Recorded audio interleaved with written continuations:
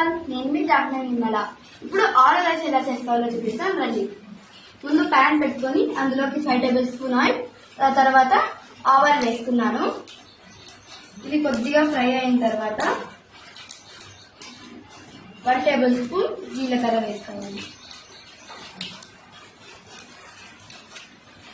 ఇవి కొంచెం ఫ్రై అయిన తర్వాత ఆనియన్స్, కర్రీ లీవ్స్, చిల్లీస్ ఇవన్నీ మనం దీనిలో వేసుకోవాలి.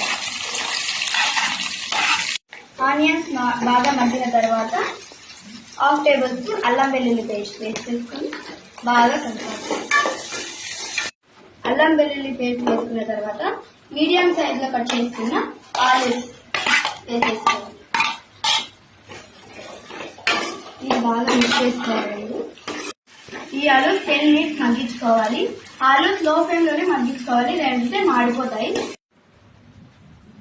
ఆలు బాగా మగ్గిన తర్వాత 1 టేబుల్ స్పూన్ సాల్ట్ బాగా మిక్స్ చేసుకోవాలి. 1 టేబుల్ స్పూన్ కారం వేసుకోవాలి. కారం తక్కువ వేసుకోవాలి, ఎందుకంటే మనం ఆల్రెడీ చిల్లీస్ వేసుకున్నాం కదా. చిటికెడు పసుపు వేసుకొని బాగా మిక్స్ చేసుకోవాలి. తర్వాత 1 కప్ రైస్ వేసుకొని ఇలా బాగా మిక్స్ చేసుకోవాలి. ఆలు రైస్ ఈజ్ రెడీ.